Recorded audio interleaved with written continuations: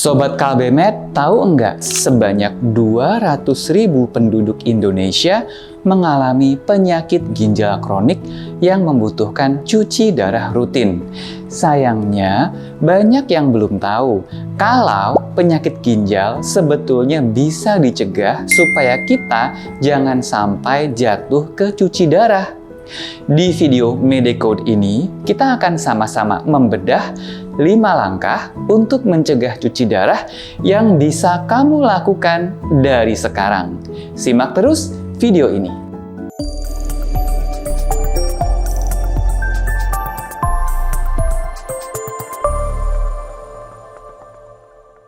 Sebelum masuk ke videonya, jangan lupa subscribe ke channel Kalbemet agar tidak ketinggalan informasi kesehatan menarik lainnya.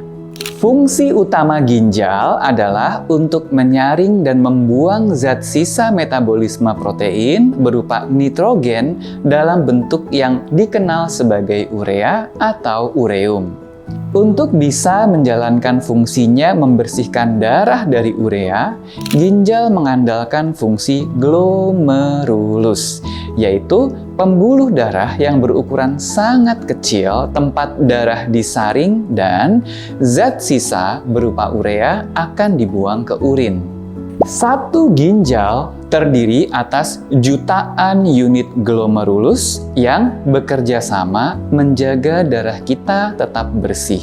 Tapi, kalau kita tidak jaga dengan baik, satu persatu glomerulus ini akan rusak menjadi penyakit ginjal kronik, sehingga tidak lagi bisa membersihkan darah dan harus cuci darah rutin untuk membuang zat sisa urea.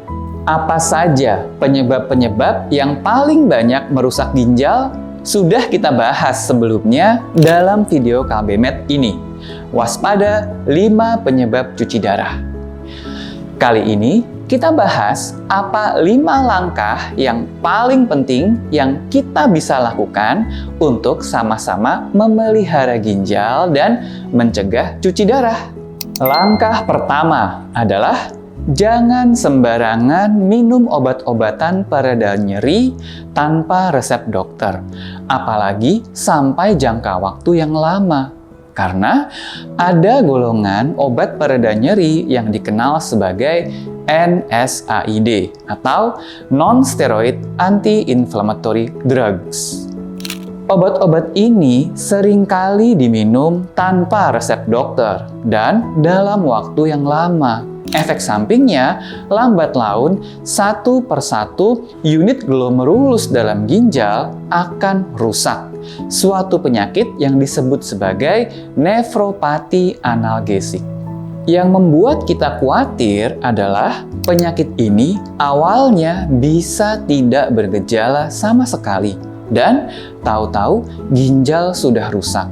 Makanya, usahakan kalau nyeri tidak kunjung sembuh, lebih baik kita konsul ke dokter dan jangan sembarangan minum obat penghilang nyeri. Langkah kedua adalah kita harus selalu melihat dan memperhatikan urin kita. Apakah tampak keruh atau berbuih? Karena kalau urin kita terlihat keruh atau berbuih, itu bisa pertanda bahwa sudah terjadi kebocoran pada glomerulus yang berakibat pada keluarnya protein albumin ke urin. Normalnya, protein albumin ada di darah dan tidak keluar di urin. Tapi, kalau sudah ada kerusakan glomerulus, protein albumin akan bocor dan keluar di urin sehingga urin menjadi keruh dan berbuih disebut sebagai albuminuria. Untungnya, kalau kita ketahui sejak dini, albuminuria bisa diobati.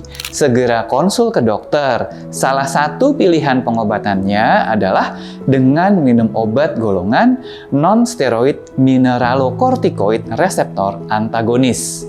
Dengan pengobatan yang tepat, kita bisa cegah kerusakan ginjal lebih lanjut.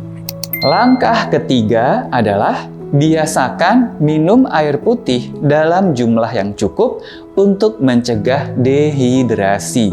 Karena kalau kita mengalami dehidrasi, maka aliran darah yang seharusnya mengalir ke glomerulus akan menjadi berkurang.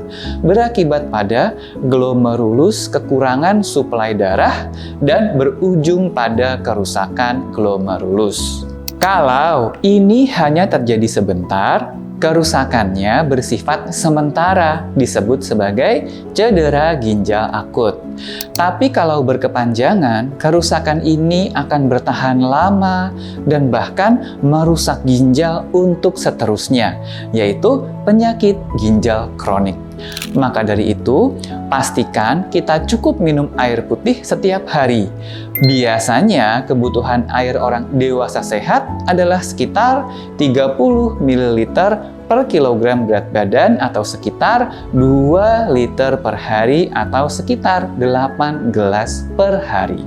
Langkah keempat adalah kalau Anda sudah mulai mengalami penyakit ginjal kronik tahap awal, tapi belum perlu cuci darah, pastikan Anda menerapkan pola makan dan minum yang sehat khusus untuk penyakit ginjal non-dialisis, untuk mencegah agar ginjal jangan sampai semakin rusak.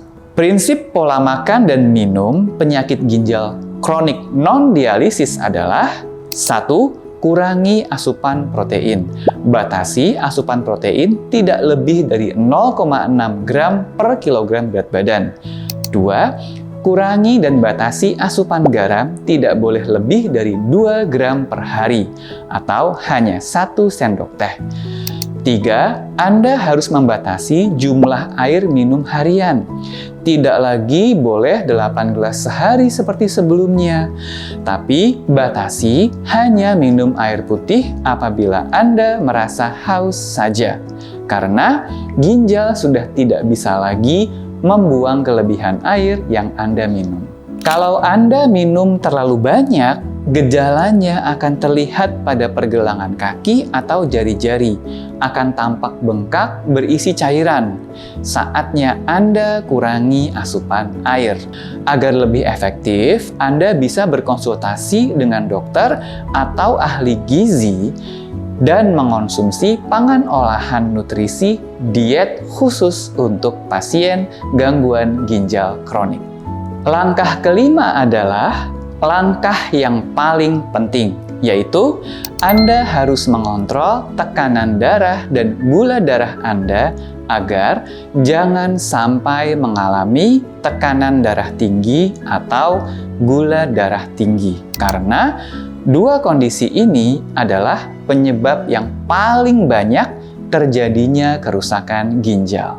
Yang terpenting, Anda jangan takut untuk kontrol dan minum obat resep dokter setiap hari.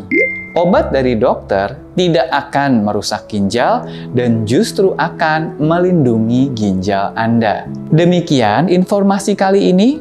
Like, comment, dan share kalau video ini bermanfaat. Subscribe dan klik lonceng untuk mendapatkan informasi-informasi bermanfaat selanjutnya. Untuk informasi-informasi bermanfaat mengenai kesehatan ginjal, Anda juga bisa follow Instagram ikcc.id. Di sini, kita banyak membahas info-info terbaru mengenai kesehatan ginjal. Terima kasih dan sampai jumpa. Salam Kalbemet!